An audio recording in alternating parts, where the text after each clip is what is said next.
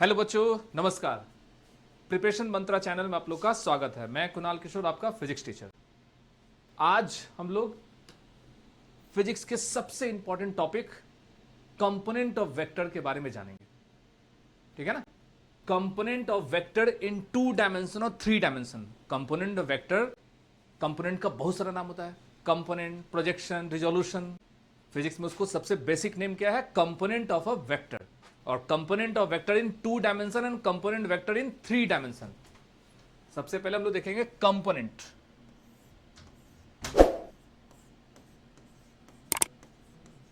Component of a vector in 2 dimension. 2 dimension में component vector को हम लोग सीखेंगे। क्या होता है कंपोनेंट वेक्टर? देखो, अगर कंपोनेंट का वेक्टर का डायरेक्शन 2D 1D में तो हो नहीं सकता है, क्योंकि कंपोनेंट अगर एक ऑब्जेक्ट अगर हम लोग मूव किए, an object is moving towards east, एक ही डायरेक्शन, टुवर्ड्स वेस्ट एक ही डायरेक्शन, लेकिन ईस्ट और वेस्ट के बीच में जाएगा तब दो डायरेक्शन, यहां 3 डायमेंशन आएगा। तो हम लोग सबसे पहले कंपोनेंट वेक्टर क्या देखेंगे? 2D देखेंगे। और पिछले क्लास में हम लोग क्या देखे थे? Unit vector. तो यूनिट वेक्टर का यूज कंपोनेंट में बहुत ज्यादा होगा। अब देखिएगा स्टेप बाय स्टेप कैसे फिजिक्स आगे बढ़ता है। Component vector is very important topic. तो सबसे पहले हम लोग देखेंगे कंपोनेंट ऑफ वेक्टर। इसके लिए कंपोनेंट के लिए सबसे पहला हम लोग क्या ड्रॉ करेंगे? एक एक्सिस। ठीक है ना? X and y. This one is x axis and this one is y axis. ठीक है ना?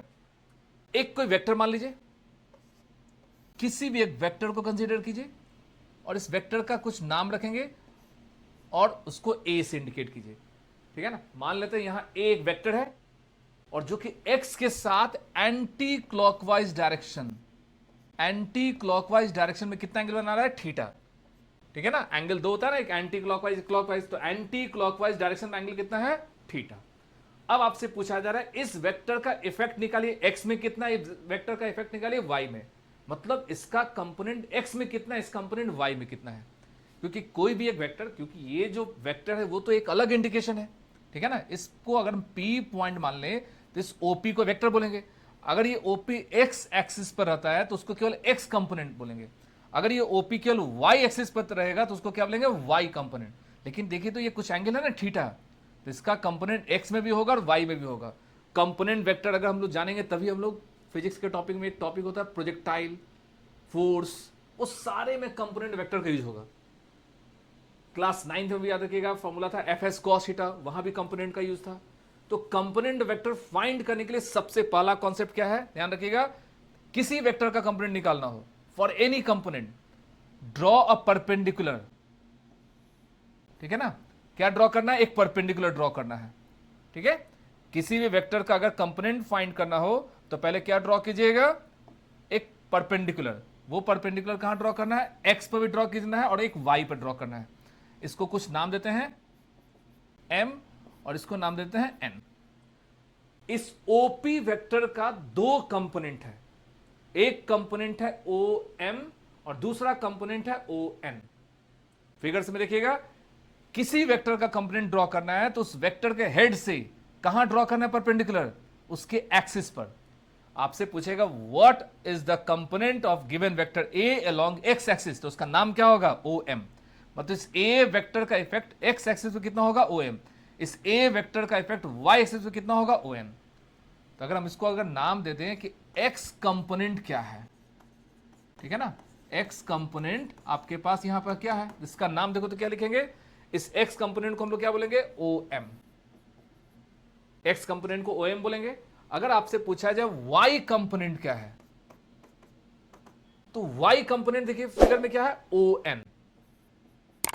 वाई कंपोनेंट क्या है? ON। और आप देखिए ON और PM दोनों सेम है, तो इसको आप PM भी बोल सकते हैं। वाई कंपोनेंट, ये दोनों सेम हो गया ना, ये दोनों साइड सेम है, इसलिए अगर एक्स कंपोनेंट OM है तो वाई कंपोनेंट PM भी बोल सकते हैं। अब इतना लंबा लंबा लाइन लिखने से क्या फायदा? इसको एक शॉर्ट तरीके से, अच्छा ये एक्स कंपोनेंट हो जाए, ये वाई कंपोनेंट किस वेक्टर का है? तो ये OP वेक्टर का है। उस OP वेक्टर का नाम क्या है? तो A नाम है। तो चलो हम OM को अलग नाम से इंडिकेट करते हैं। तो आप इसको कैसे लिख सकते हैं? जिस वेक्टर का कंपोनेंट फाइंड करना है उस वेक्टर के मैग्नीट्यूड को केवल लिखो, एरो नहीं। Component of vector is the value of that vector along particular direction. इस ए वेक्टर का एक्स एक्सिस में क्या वैल्यू है, क्या इफेक्ट है, उसको कंपोनेंट बोलते हैं। तो यहां जो ओ एम है वो ओ एम क्या है, एक्स कंपोनेंट है, मतलब एक्स एक्सिस पर इफेक्ट है। तो इसके नीचे छोटा एक्सिस लिख देंगे एक्स, यहां पर आप स्मॉल में क्या लिख दीजिए एक्स। उसी तरह अगर वाई कंपोनेंट पूछा जाए तो आप यहां लिखिए ए और इसके नीचे क्या लिख दीजिए वाई कंपोनेंट, ठीक है ना। लेकिन आप इसको एक्स मानोगे एक्स लिखो, वाई मानो वाई मानो, जेड मानो जेड मानो, एक्सिस तो कोई भी हो सकता है ना, ऐसा कोई जरूरत नहीं कि इसी को एक्स मान लेंगे इसको वाई मान लेंगे तो जेड हो जाएगा। कोई भी दो एक्सिस के बीच में कंपोनेंट फाइंड करना हो तो पहले उस वेक्टर का नाम लिखेंगे, मतलब सिंबल विदाउट एरो और नीचे एक्सिस। इसको लिखने से क्या पता चला कि इस वेक्टर का एक्स का कंपोनेंट है और इसी वेक्टर का वाई का कंपोनेंट है। अब इस एक्स का वैल्यू क्या होगा, देखना कंपोनेंट वेक्टर एकदम बेसिक ट्रिगो से कनेक्टेड है, हमको ए एक्स फाइंड करना है। तो आपके पास एक ट्रायंगल है, वो ट्रायंगल क्या है देखो, तो ट्रायंगल ओ पी एम, ये एक ट्रायंगल है। इस ट्रायंगल में आप देखिएगा हाइपोटेनस आपको गिवन है, हाइपोटेनस कितना है ओपी और उसका वैल्यू क्या है ए। आपको फाइंड करना है बेस और परपेंडिकुलर, और यहां बेस क्या है एक्स कंपोनेंट, परपेंडिकुलर क्या है वाई कंपोनेंट। और हम लोग को ट्रिगो में मालूम है बेस अगर फाइंड करना हो तो ट्रिगो का कौन सा कॉन्सेप्ट यूज करते हैं, कॉस थीटा। क्लास 10th में पढ़े थे ना ट्रिगो का concept, sine theta cos theta, ठीक है ना। तो यहां पर बेसिक ट्रिगो, ऐसा नहीं कि बहुत सारा टफ ट्रिगो आएगा, क्योंकि फिजिक्स में ट्रिगो यूज होता है कैलकुलस, तो वो ट्रिगो हम लोग धीरे धीरे स्टेप बाय स्टेप सीखेंगे। फिजिक्स में भी पूरा मैथमेटिक्स का यूज होता है, तो सारे मैथ्स के मैथमेटिकल टूल को हम जब समझाएंगे तो वहां पर आपको बेसिक ट्रिगो बताएंगे, जो कि आपको फिजिक्स में यूज होता है। यहां तो एकदम समझ लो कि साइन थीटा कॉस थीटा का केवल काम है। तो इस ट्रायंगल में अगर हम लोग कॉस थीटा ले लेते हैं, कॉस थीटा क्या होता है, बेस डिवाइडेड बाय हाइपोटेनस, और यहां बेस कितना है ओ एम, और ओ एम को क्या माने है ए एक्स, ठीक है ना। और हाइपोटेनस क्या है ओपी, और ओपी का वैल्यू क्या है आपके पास ए। अगर इसको क्रॉस मल्टीप्लाई करते हैं तो आप देखो तो ए एक्स का मान कितना आता है, ए एक्स का मान आ गया ए कॉस थीटा। तो आपसे अगर पूछा जाए कि इस वेक्टर का एक्स कंपोनेंट कितना हुआ, मतलब यहां पर कुछ वैल्यू दे देगा 10 मीटर 20 मीटर, कोई भी फोर्स हो, कोई वेक्टर क्वांटिटी, तो इस वेक्टर का एक्स कंपोनेंट कितना है, तो ए कॉस थीटा है। A is the numerical value for vector A, cos हो गया और थीटा इज द एंगल। अब कॉस 60 होगा कॉस 30 होगा, वो तो वैल्यू दिया रहेगा। तो एक्स कंपोनेंट निकल गया, आपको एक्स का इफेक्ट निकल गया। अब हम लोग क्या देखेंगे वाई कंपोनेंट कैसे निकलता है, ठीक है ना। वाई कंपोनेंट निकालना है तो आप देखिए तो इस ट्रायंगल में क्या फाइंड करना है, परपेंडिकुलर, और परपेंडिकुलर कैसे निकलता है साइन थीटा से, क्योंकि कॉस थीटा से आप बेस निकाल सकते हैं और साइन थीटा से क्या निकाल सकते हैं परपेंडिकुलर। तो यहां पर हम लोग देखेंगे साइन थीटा का यूज करेंगे, तो साइन थीटा, ठीक है ना, तो ध्यान से देखिएगा साइन थीटा क्या होता है perpendicular divided by hypotenuse. Sine theta perpendicular कितना है आपके पास, देखिए तो पीएम, और पीएम के वैल्यू को क्या माने हैं ए वाई, क्या माने हैं ए, और नीचे छोटा सा क्या लिखना है वाई। ये वाई क्या बताता है, मल्टीप्लाई नहीं है, A is the vector and Y is the component along Y axis, और नीचे क्या लिखना है उसमें डिनोमिनेटर में उसके मैग्नीट्यूड को, that is A, cross multiply, तो ए वाई जो है वो क्या निकला ए साइन थीटा। तो अगर आप देखिएगा तो एक्स कंपोनेंट क्या है ए कॉस थीटा, और वाई कंपोनेंट क्या है ए साइन थीटा। और ऐसा नहीं कि यहां कॉस का कॉस ही लिखा जाएगा, साइन नहीं हो सकता, वो कब साइन होगा कब कॉस होगा वो सब बताएंगे। सिंपली आप देखिए किसी भी वेक्टर का कंपोनेंट ड्रॉ करना है तो उसके हेड से एक परपेंडिकुलर ड्रॉ कीजिए उस एक्सिस पर, और उसके हेड से परपेंडिकुलर ड्रॉ कीजिए दूसरे एक्सिस पर, और वो दोनों एक्सिस का जो परपेंडिकुलर लेंथ है वही हो गया component. Component is just like a shadow. अब ये वेक्टर ऐसे खड़ा है, इसका कंपोनेंट एक्स में कुछ होगा नहीं होगा, ठीक है ना। अगर एक्स पर है तो वाई में होगा नहीं होगा, किसी एंगल पर होगा तभी उसका एक्स में भी इफेक्ट होगा और वाई में भी इफेक्ट होगा।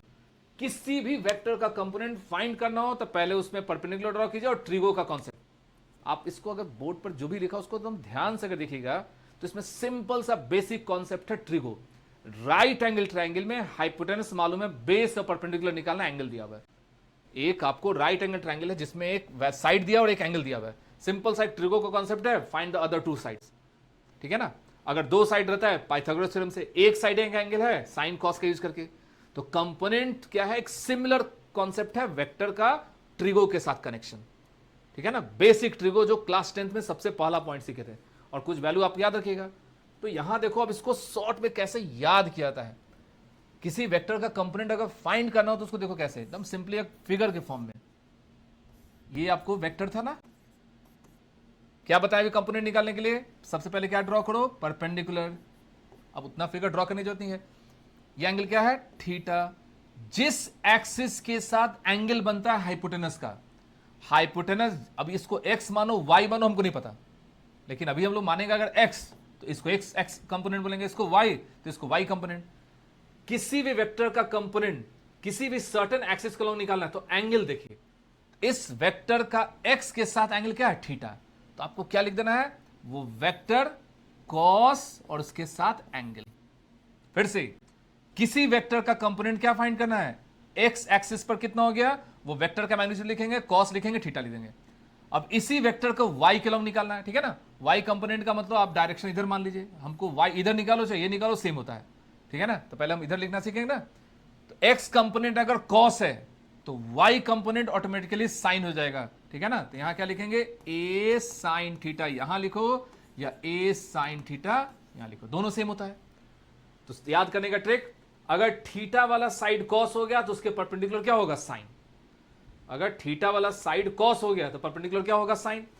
इसको हम लोग क्या बोल रहे हैं? एक्स कंपोनेंट, और इसको क्या बोलेंगे? Y component. और ये दोनों मिलाकर वेक्टर को एक्सप्लेन करता है। और अभी हम पिछले क्लास में सीखे थे ना यूनिट वेक्टर, तो किसी भी वेक्टर का यूनिट वेक्टर में दो इफेक्ट होता है, एक्स कंपोनेंट और y component. X component x axis की तरफ यूनिट वेक्टर के लिए क्या सिंबल होता है? आई कैप, और वाई एक्सिस के लिए क्या हो गया? जे कैप। तो अगर आप उसको लिखना होगा, ए एक्स न्यूमेरिकल वैल्यू है तो आप यहां लिख दीजिए ए एक्स, और इसके साथ इसके एक्सिस को इंडिकेट करना है तो आई कैप, ठीक है ना। वाई एक्सिस का कंपोनेंट क्या है? ए वाई, और इसको इंडिकेट करना है तो क्या लिखेंगे? जे कैप, ठीक है। आप देखो तो ए एक्स कितना है? ए कॉस थीटा, ठीक है ना। ए कॉस थीटा है और आई कैप इज द डायरेक्शन, ठीक है ना, प्लस ए साइन थीटा और जे कैप इज द डायरेक्शन।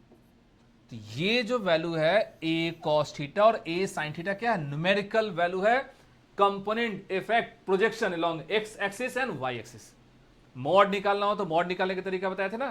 तो सिंपली अगर आपको यहां इक्वेशन के फॉर्म में लिखेंगे तो ए एक्स कितना निकला? ए कॉस थीटा, इसको फर्स्ट इक्वेशन मान लीजिए। ए वाई कितना निकला हुआ है? ए साइन थीटा। देखना जो पिछले क्लास में फॉर्मूला बताया था ना वही आ जाएगा आपको। फिर से फर्स्ट को स्क्वायर करके सेकंड के स्क्वायर के साथ उसको ऐड कर दो। लेफ्ट साइड ए एक्स का whole square plus A Y का होल स्क्वायर, राइट साइड में क्या होगा? ए कॉस थीटा का होल स्क्वायर प्लस ए साइन थीटा का होल स्क्वायर, ठीक है ना। Cos square plus sine square 1 होता है ना, ये तो एकदम बेसिक कॉन्सेप्ट है। तो यहां देखिए लास्ट में क्या आएगा? A X square plus A Y square equal to A square, that is A equal to under root X component का स्क्वायर प्लस वाई कंपोनेंट का स्क्वायर। देखिए आप पिछले क्लास में यूनिट वेक्टर बताए थे तो वहां यही सॉल्व किया था ना कि अगर किसी वेक्टर का मॉड निकालना हो तो क्या लिखेंगे? आई के साथ जो भी मल्टीप्लाई रहता है उसको स्क्वायर कर दीजिए, जे के साथ जो मल्टीप्लाई रहे उसको स्क्वायर करके उसको दोनों को जोड़कर अंडर रूट, और इसी से हम लोग क्या निकाल सकते हैं? उस वेक्टर के मैग्नीट्यूड को फाइंड कर सकते हैं। तो वहां देखो सिंपली इतना घुमा फिरा के करने की जरूरत ही नहीं था, बस वो वेक्टर को एक्सप्लेन करने का तरीका है कि आपको एक एक स्टेप पता चल जाए कि कैसे हम लोग सॉल्व करते हैं, कैसे मैग्नीट्यूड को निकालते हैं। एकदम सिंपल सा कॉन्सेप्ट है कि बेस का स्क्वायर परपेंडिकुलर का स्क्वायर हाइपोटेनस का स्क्वायर के बराबर होता है, ये उसका मॉड निकालते हैं। और डायरेक्शन के लिए क्या करेंगे? सेकंड को फर्स्ट से डिवाइड कर दो, सेकंड डिवाइडेड बाय फर्स्ट। आप देखिए तो साइन बाय कॉस कितना होता है? tan थीटा, और y component divided by x component, ठीक है ना। तो इससे हम लोग क्या निकाल सकते हैं? डायरेक्शन को। मैग्नीट्यूड निकालना हो अंडर रूट x कंपोनेंट का स्क्वायर प्लस y कंपोनेंट का स्क्वायर। डायरेक्शन निकालना हो y component divided by x component tan। हमेशा याद रखिएगा स्लोप हमेशा tan से निकलता है।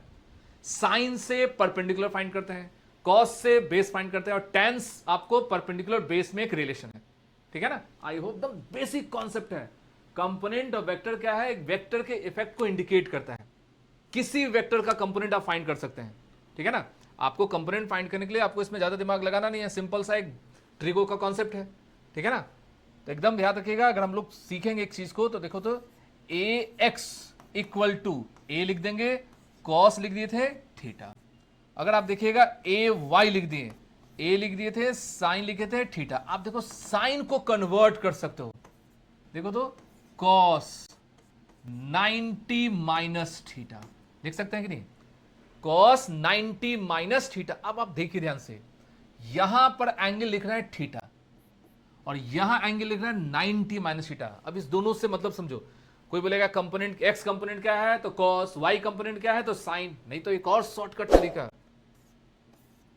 एक वेक्टर है उस वेक्टर को ए मान लिया और जिसके साथ एंगल है बस वो एंगल, इस वेक्टर का दोनों एक्सिस के लॉन्ग एंगल देखो। अब एक्स वाई से हमको मतलब नहीं है, किसी एक्सिस को एक्स मानो किसी को वाई मानो। मान लो एक पहले एक्सिस, इसको 1 मान लेते हैं, चलो एक्स वाई भूल जाओ, और इसको सेकंड एक्सिस मान लेते हैं। 1 के साथ ये एंगल बना रहा है थीटा, ठीक है ना। तो 2 के साथ कितना होगा 90 डिग्री माइनस थीटा होगा ना। तो किसी वेक्टर का कंपोनेंट निकालना, आपको अगर पूछा जाए, चलिए सर बताइए आप यहां पर a1 क्या होगा और a2 क्या है। a1 क्या है, इस a वेक्टर का 1 एक्सिस के लॉन्ग कंपोनेंट, तो जिसके साथ कंपोनेंट फाइंड करना है उस एक्सिस के साथ एंगल देखना। a का 1 के साथ क्या है थीटा और a का 2 के साथ क्या है 90 माइनस थीटा। तो जिसका कंपोनेंट निकालना है पहले उसके मैग्नीट्यूड को लिखो दोनों में, फिर क्या लिखना, दोनों जगह कॉस लिखना। अब तो साइन को दिमाग से हटा देना है, ठीक है ना। और एंगल देखना, उस ए वेक्टर का 1 एक्सिस के साथ एंगल, ए का 1 के साथ एंगल कितना है थीटा और ए का 2 के साथ एंगल क्या है 90 माइनस थीटा। अब आप देखिए 90 माइनस थीटा ऑटोमेटिकली कन्वर्ट होगा साइन थीटा में। इसलिए एक स्टैंडर्ड में होता है कि चलो बेस कॉस हो गया, परपेंडिकुलर साइन हो गया, लेकिन नहीं, आपको याद रखना है कंपोनेंट हमेशा कॉस में मेजर होता है। किसी वेक्टर का कंपोनेंट निकालना, उसका मैग्नीट्यूड लिखो, कॉस लिखो और उसका इफेक्ट के साथ एंगल, ए कॉस एक्सिस के साथ एंगल, ए कॉस एक्सिस के साथ एंगल। तो आप इससे किसी भी वेक्टर के कंपोनेंट को फाइंड कर सकते हैं, चाहे वो एक्स कंपोनेंट हो चाहे वो वाई कंपोनेंट हो, ठीक है ना। इसलिए कंपोनेंट ऑफ वेक्टर क्या होता है, किसी भी एक वेक्टर के इफेक्ट को जनरेट करता है। वो एक्स की तरफ कितना इफेक्ट जनरेट किया, वाई की तरफ कितना इफेक्ट जनरेट किया। कंपोनेंट एकदम सिंपल सा कॉन्सेप्ट है। अब हम लोग इसको एक एग्जाम्पल से सीखेंगे कि एग्जाम्पल से आप कंपोनेंट कैसे निकाल सकते हैं, ठीक है ना। अब आप देखो ध्यान से, एक ही फिगर में ये एक तरह का एकदम एससी का एकदम बेसिक क्वेश्चन है, ठीक है ना।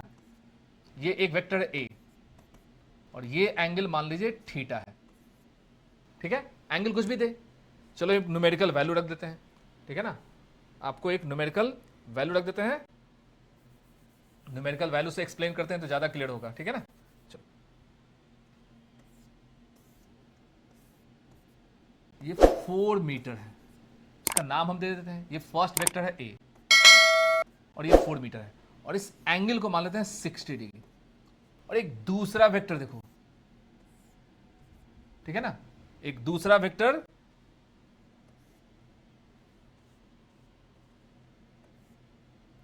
इस डायरेक्शन में 60 है और इसका वैल्यू है 3 मीटर और इस वेक्टर को मान लेते हैं बी। हमको बोलेगा find out the component, find out the component, ठीक है ना। इसको हम लोग बी वेक्टर माने हैं। आपको ए का कंपोनेंट फाइंड करना है, बी का कंपोनेंट फाइंड करना है। सबसे पहले याद रखिए, किसी वेक्टर का कंपोनेंट फाइंड करना है तो पहले आप देखो कि वो किस क्वाड्रेंट में है। आप अगर ध्यान से देखिएगा तो इसको अगर हम ओरिजिन, ये पॉइंट ओरिजिन है ना, इसको अगर ओरिजिन मानते हैं तो ये जो वेक्टर ये फर्स्ट में है। अब अगर हम लोग यहां एक डिफरेंट एक्सिस अगर ड्रॉ कर दें तो ये जो वेक्टर है आपको किस में है, सेकंड क्वाड्रेंट में है।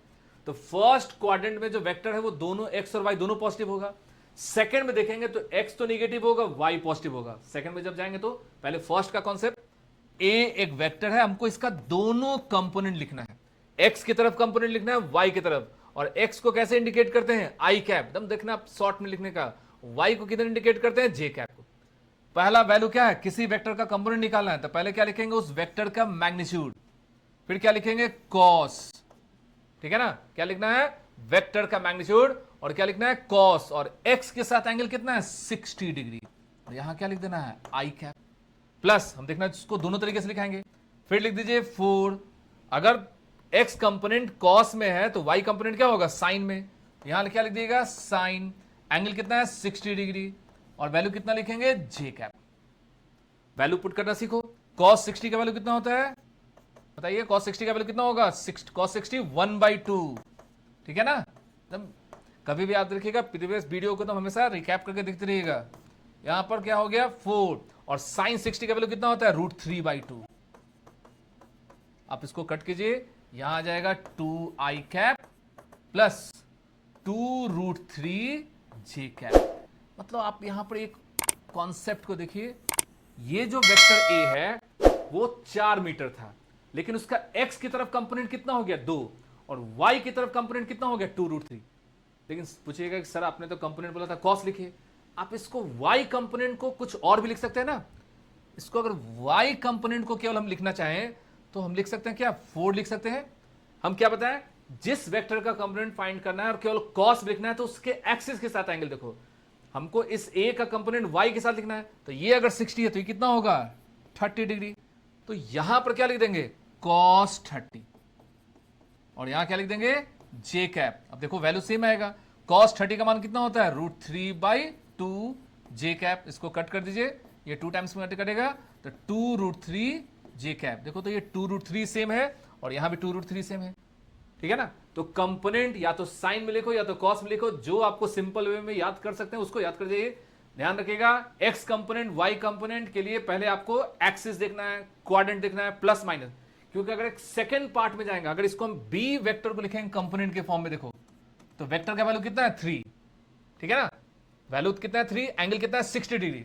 Simply cos 60i cap plus 3 sin 60 लिखी या cos 30 सेम होता है ना j कैप। लेकिन ध्यान देना, इसमें बोलेगा ए और बी दोनों सेम है, तो नो, डिफरेंस क्या है, ये फर्स्ट में था और इस सेकंड में था।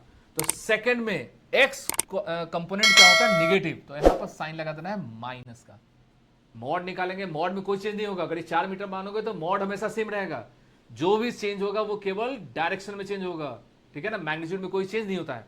इसलिए अगर cos और sin लिखते हो तो एंगल आपको सिमिलर लिखना पड़ेगा, लेकिन cos और cos लिखते हो तो एंगल डिफरेंट होगा, और वो डिफरेंट याद रखिएगा, cos और दूसरा cos होगा, दोनों एंगल का सम याद रखिएगा 90 होना चाहिए। देखिए 60 है तो यहाँ 30 है 90, लेकिन यहाँ 60 60 30 30 20 20 जो एंगल रहेगा उसी एंगल का यूज करना है। तो किसी भी वेक्टर का अगर आपको बोला जाए कंपोनेंट फाइंड करना है तो सबसे पहले क्या ड्रॉ करना है, सिंपली याद रखिएगा, for any vector to find the component draw a perpendicular from the head from their corresponding axis. इसके एक्सिस, इस पॉइंट से हम क्या ड्रॉ करेंगे, एक परपेंडिकुलर ड्रॉ किए एक्स पर और एक वाई पर। तो एक्स का, अब इसको एक्स मानना है वाई मानना है उससे मतलब नहीं है, बस वो एक एक्सिस है। किसी वेक्टर का कंपोनेंट एक्स के लॉन्ग है, वाई के लॉन्ग हो, जेड के लॉन्ग है, आपको याद रखना है कॉस में होता है, और लेकिन उस एक्सिस के साथ एंगल। मैक्सिमम क्वेश्चन आपको 2D के फॉर्म में आएगा, 3D के फॉर्म में बहुत सारा कम क्वेश्चन आएगा, वो सिंपली आपको आई कैप जे कैप के कैप में आपको सॉल्व करना सिखाएंगे। तो अभी तक देखिएगा वेक्टर में फॉर्मूला, ये मत समझना कि फिजिक्स का मतलब, मैथ्स का मतलब सिंपली फॉर्मूला याद है क्वेश्चन बनने का। पहले एकदम एक एक पॉइंट बेसिक को देखो, तब जाकर क्वेश्चन बनेगा, क्योंकि सबसे पहले देखो, अब देखो यहां पर हम लोग अगर देखिएगा तो इस आज 4th क्लास में हम लोग देखिए डायरेक्ट हम ये स्टार्ट करते हैं 3 cos 3 sin कैप आई कैप, ये सब स्टार्ट करते हैं, तो आपको समझ में नहीं आता। क्यों?